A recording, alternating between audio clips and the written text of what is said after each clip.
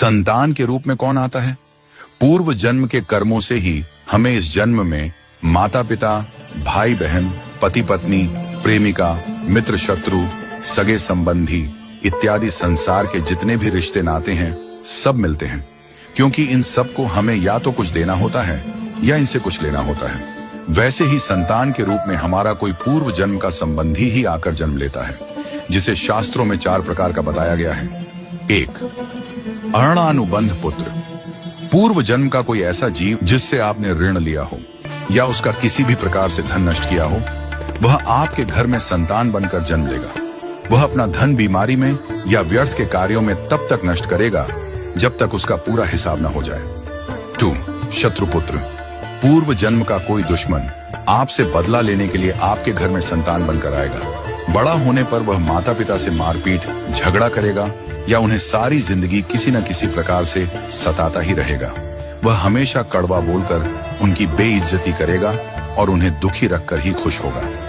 3. उदासीन पुत्र।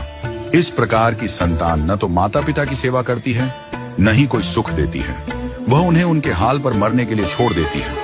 विवाह होने पर यह माता पिता से अलग हो जाते हैं और उनकी चिंता नहीं करते। 4. सेवक पुत्र। पूर्व जन्म में यदि आपने किसी की खूब सेवा की है तो वह अपनी की हुई सेवा का ऋण उतारने के लिए आपकी सेवा करने के लिए पुत्र बनकर आता है। जो बोया है वही तो काटोगे। यदि अपने माता पिता की सेवा की है तो ही आपकी संतान बुढ़ापे में आपकी सेवा करेगी, वरना कोई पानी पिलाने वाला भी पास न होगा। आप यह न समझें कि यह सब बातें केवल मनुष्य पर ही लागू होती हैं। इन 4 प्रकार में कोई भी जीव आ सकता है।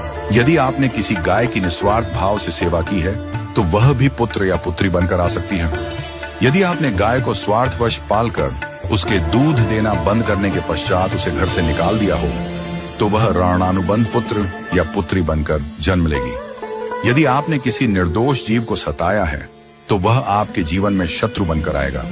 इसलिए जीवन में कभी किसी का बुरा न करें, क्योंकि प्रकृति का नियम है कि आप जो भी करोगे उसे वह आपको इस जन्म में या अगले जन्म में 100 गुना वापस करके देगी।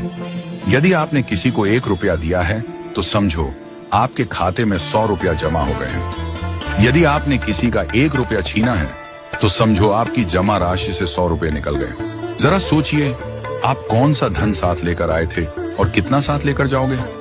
जो चले गए वे कितना सोना चांदी साथ ले गए। मरने पर जो सोना चांदी, धन दौलत बैंक में पड़ा रह गया, समझो वह व्यर्थ ही कमाया। औलाद अगर अच्छी और लायक है तो उसके लिए कुछ भी छोड़कर जाने की जरूरत नहीं है, वह खुद ही कमा लेगी।